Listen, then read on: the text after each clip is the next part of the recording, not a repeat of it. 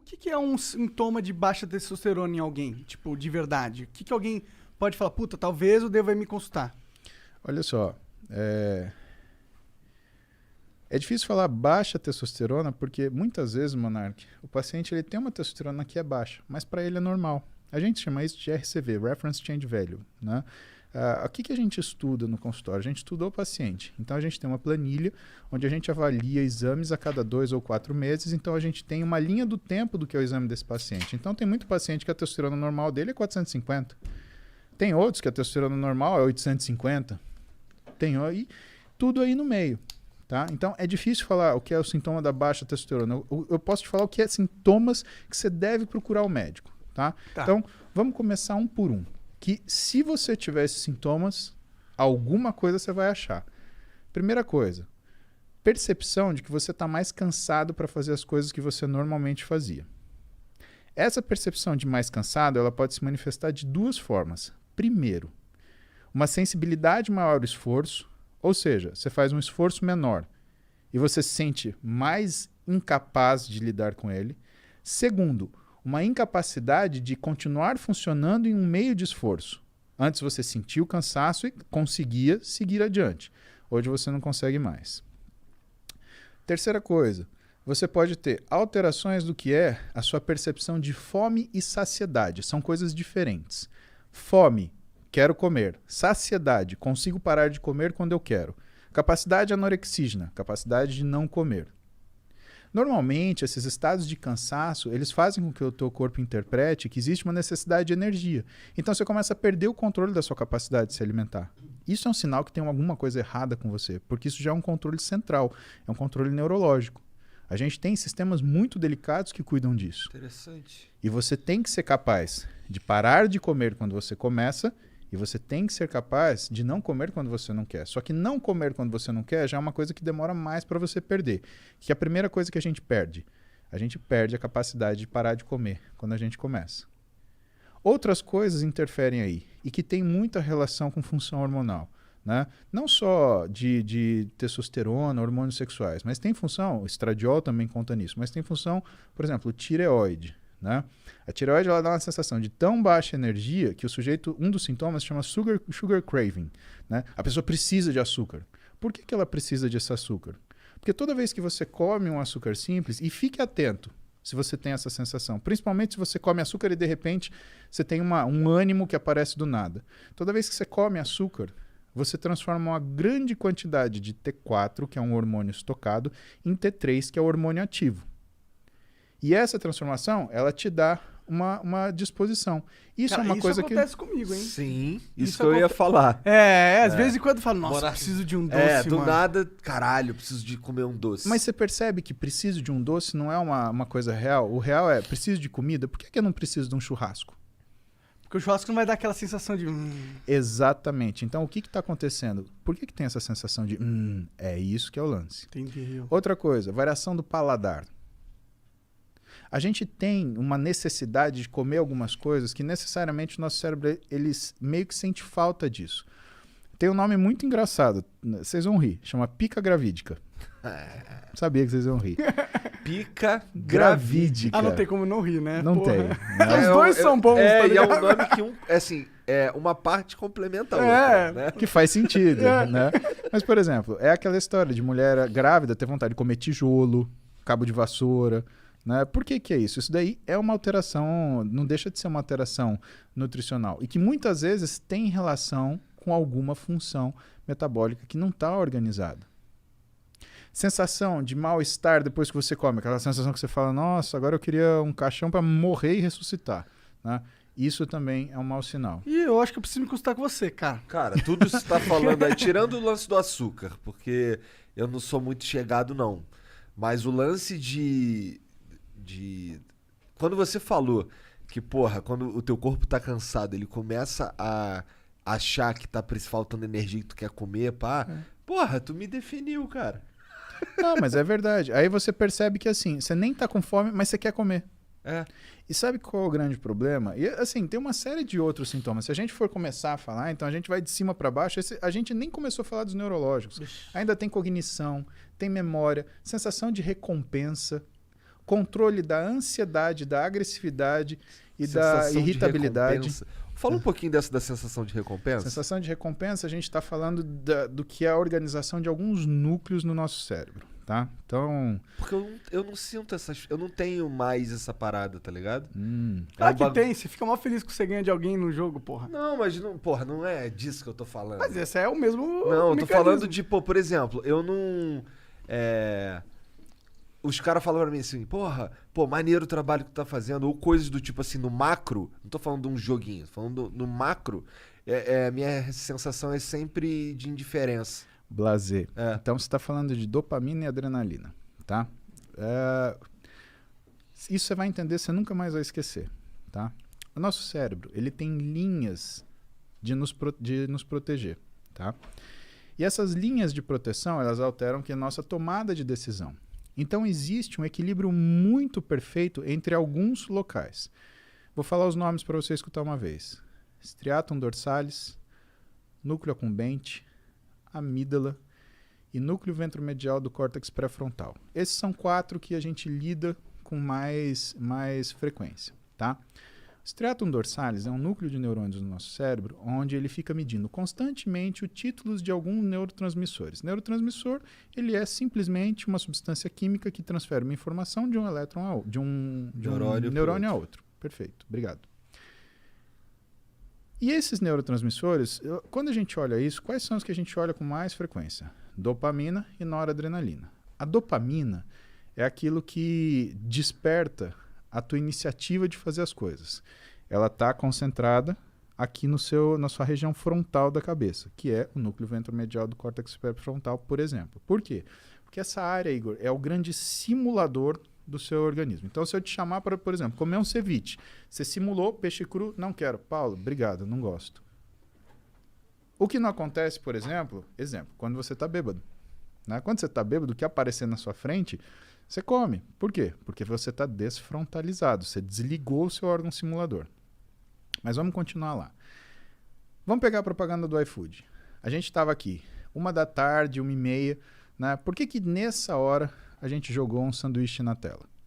Porque o teu cérebro olhou aquilo e o teu núcleo ventromedial do córtex pré-frontal, ele simulou. Nossa, que bom seria se eu comesse um hambúrguer agora, porque está na hora do almoço. Seu nível de dopamina sobe. Você pega o seu telefone. iFood, hambúrguer. É a dopamina que te move pra tomar essas decisões, assim? Pediu o hambúrguer, beleza? Esse tá funcionando, Igor. Você teve... E aí, a gente vai chegar no lance da satisfação, tá? Só que quando esse hambúrguer chegou 40 minutos depois, algumas vezes, você já deve ter sentido assim, pô, mas eu tava com vontade de comer macarrão. O que é isso? A dopamina subiu, fez você tomar decisão, caiu e sobrou o quê? Sobrou para noradrenalina, que é essa sensação de satisfação mais duradoura, fazer esse meio de campo. Só que quando chegou o hambúrguer, você queria macarrão. Muitas vezes a gente não sente essa satisfação porque existe uma incoerência entre o ato feito e o resultado dele. Guarda isso numa caixinha. Vamos voltar para o striatum dorsalis. Ele está medindo dopamina, noradrenalina. Pá, pá, pá, pá, pá, pá, pá, pá. Ele fala para o nosso núcleo accumbente o que está acontecendo. Ó, o título está assim. E o nosso núcleo accumbente, ele interpreta. Tô bem, tô mal. Exemplo. Tuas filhas vão ficar adolescentes. Aí, com 13 anos, elas vão pedir para você levar elas para Disney e o dólar tá R$4,50. Cara, você vai fazer das tripas coração, você vai pagar uma passagem caríssima, fila, lá. Quando chegar na Disney, e assim, ela tá aqui em São Paulo, eu quero ir, porque se eu não for, eu vou morrer, porque todos meus amigos foram, só eu não fui, você não gosta de mim, minha mãe não me ama, eu fui adotada. Cara, é toda... Coisa de adolescente. Exatamente. É. Chegou na Disney, pisou na porra do parque.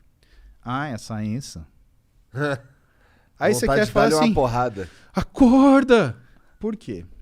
O núcleo accumbente, ele é sensível a variações hormonais, tá? Num adolescente, o que você mais tem é variação hormonal. Então ele faz essa leitura de percepção de recompensa ou não de uma forma muito inacurada.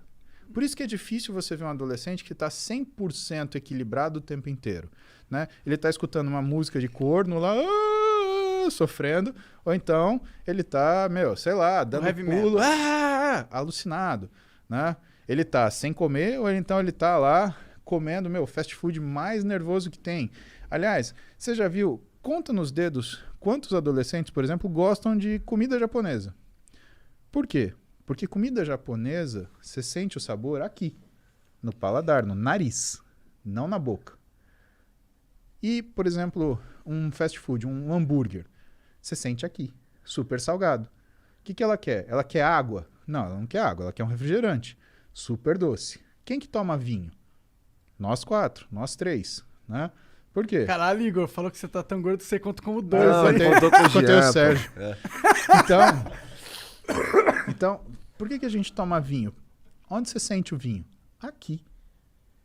Então, o que você percebe? Você percebe que essa sensação de recompensa, né, ela existe numa determinada situação de equilíbrio. A gente falou, com ciclo de esteroide assim, com implante hormonal mal indicado é assim, e na adolescência é assim.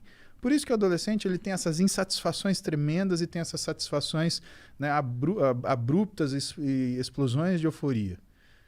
Isso faz com que ele tenha não é uma fragilidade desse sistema, mas uma necessidade dos pais, por exemplo, lidar com os adolescentes de forma a não romper os laços. Por quê?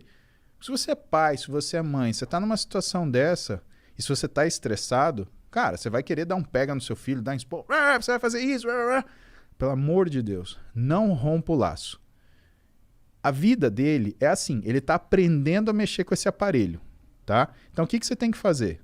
Você tem que lidar de um jeito onde você mantém o respeito, mantém a autoridade, porque limite todo mundo precisa.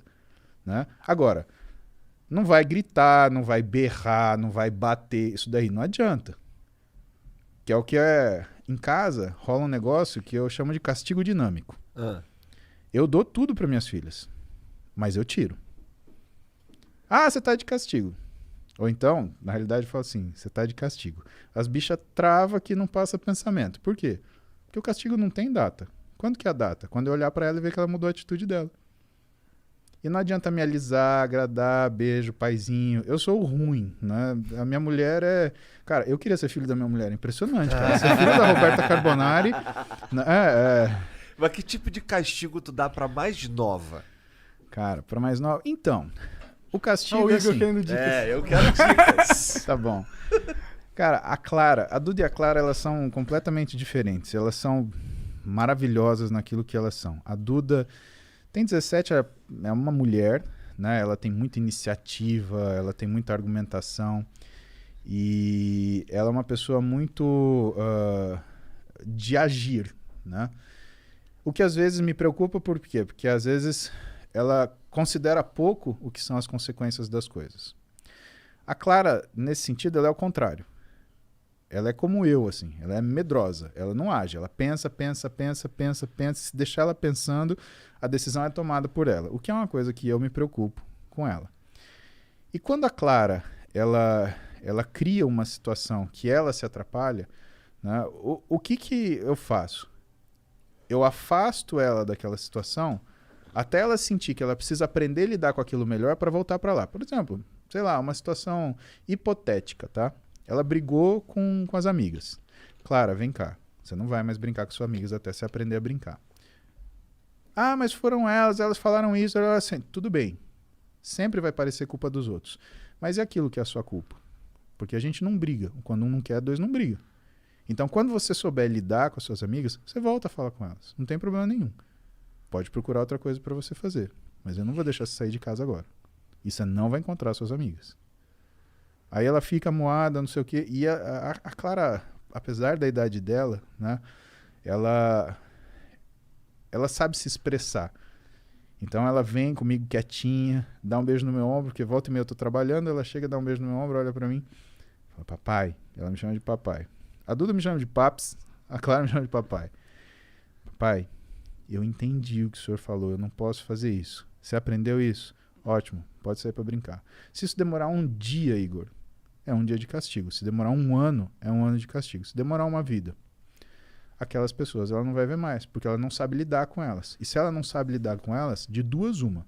Ou todos vão se machucar, o que inclui ela, que é o meu problema, ou só ela vai se machucar, que ela é o meu problema. O meu problema é ela. Né? Se todos se machucam, ou se ela se machuca, eu estou sendo muito sincero, o meu problema é minha filha. Então ela precisa saber lidar numa situação de estresse e pressão. E se ela não sabe lidar, ela tem que pensar naquilo, usar o núcleo ventromedial do córtex pré-frontal dela para aprender a lidar com aquele negócio. Para a gente falar ainda da questão da percepção da satisfação e do que é a recompensa. Então a gente tem esse equilíbrio. A gente tem a nossa amígdala, que foi o que eu faltei falar para você, que cuida da nossa ansiedade, irritabilidade e compulsividade, né? E ela fica antagonizando nosso núcleo ventromedial. Tem um cara chamado Daniel Kahneman, e esse cara escreveu um livro muito interessante, que eu ganhei da minha mãe, Heloísa, que chama Rápido e Devagar. E o que ele fala nesse livro? Ele fala justamente, ele faz uma análise através da neurociência do que são as nossas tomadas de decisão. Aquilo que você não pode responder na hora. Se você não precisa se defender de uma agressão imediata, nunca tome essa decisão. Pare. Pense. Você está tirando da sua amígdala, que vai responder com agressão, ansiedade e compulsão. E você está jogando para o seu córtex ventromedial, que vai simular aquela situação, as potenciais, né, complicações, e aí vai avaliar aquilo que vai acontecer. Passagem da história, vamos dar um exemplo disso. Elizabeth I, ela foi rainha da Inglaterra, ela foi traída por uma outra rainha que foi deposta, que era católica. Elizabeth I era protestante. Rei Filipe, que era o rei da Espanha, a Espanha era a potência dominante na época, né? Uma potência navegadora, tinha uma esquadra de navios maravilhosa, né? Extremamente potente. Eles estavam fazendo uma conspiração. Para quê? Para depor a rainha Elizabeth, que era protestante, né? E empossar a rainha, a outra rainha católica. Tudo bem. Ele começa um trânsito de mensagens entre o rei Filipe e essa rainha, né? E eles fizeram isso com um único propósito, de fazer o quê? De que essas mensagens fossem descobertas. Por quê? Porque uma vez descobertas essas mensagens, ia-se saber que, ou ia-se acusar a rainha católica de traição. E a punição para traição ao reinado e à rainha é morte. Rainha Elizabeth, seguindo o que era o conselho dos seus conselheiros, condenou a rainha católica à morte e cortou-lhe a cabeça. Rei Filipe fez o quê? Você matou ou ordenou o assassinato de uma rainha católica. Isso, pela lei do papado, é contra o princípio do seu reinado. A gente vai fazer guerra com você. E ele entendeu isso como uma declaração de guerra. Se ela tivesse parado um minuto para pensar e falar assim, esses caras querem que eu mate essa mulher, ela nunca ia ter feito isso. Bom, o que aconteceu na história? Essa história, né, eu não lembro o nome da batalha, mas o fato é que a esquadra espanhola foi em direção à Inglaterra, teve uma tempestade descomunal, afundou a esquadra espanhola e só por isso que a Inglaterra não passou para o domínio da Espanha e se tornou novamente católica à frente dessa rainha que eu não lembro o nome. E por isso que a rainha Elizabeth ela permaneceu. Caralho. Mas isso é um exemplo na história disso. Quem dá cu da sorte aí. Quem dá cu da sorte. Exatamente. E é aquela história. E aí você para pensar. Cara, vale a pena separar 2 minutos para você pensar no que você vai fazer? É. Vale. Quanto isso tempo... mudou um pouco a minha vida, cara. Esse lance de pensar antes, tá ligado? Porque, porra, eu já fui um cara difícil de lidar, tá ligado? Que tudo respondia que assim, sem pensar muito. E depois que a merda tava feita, eu, caralho, fiz merda. Igor, ninguém é fácil de lidar. Só a gente é fácil de lidar. Você já parou pra pensar que você pode olhar pra você ontem que é uma coisa desleal com você e falar que você era um cara difícil de lidar. Por que é desleal com você? Porque você tá olhando para um Igor de 15 anos, 20 anos, a partir da visão de um Igor de 30 e tantos. Quantos anos você tem? 36. Desculpa. Você tá olhando para você 18 anos atrás com a visão do Igor de 36. Faz isso, cara. Isso é culpa. Isso é ruim. Isso te machuca. Porque ninguém é fácil de lidar. Tem gente que finge ser fácil de lidar. Mas ninguém é. Todas as pessoas querem o que elas querem, do jeito que elas querem, na hora que elas querem. E se elas não têm isso, as que são mais... como fala? As que são mais ardilosas, elas criam mecanismos para chegar nessa situação. As que são mais impulsivas, elas querem tomar aquilo na briga, que não tem um jeito certo e errado. Aquilo são formas. Né? Você não consegue qualificar isso. Né? Então, o que faz a gente, na verdade, observar isso é um amadurecimento que você foi submetido. Você foi obrigado a pensar 2 vezes. Todos nós tivemos situações onde nós fomos viscerais e fomos, né, extremamente agressivos. A questão é, o que custou para a gente mudar? Pensa no que você passou de vida, o que você enfrentou, as coisas, os nãos que você levou. Cara, isso é um assunto legal porque isso eu acho que vem muito de encontro daquilo que é você se conhecer. Né? A história do Rain, né? Reconhecer, aceitar, investigar e não identificar. Você foi. Né? Você não tem culpa por causa disso. Todo mundo é assim. Caralho, agora eu tô me sentindo bem. Olha lá. Que bom. Antes eu tava me sentindo merda. Por isso que ele é um médico. Que bom, meu.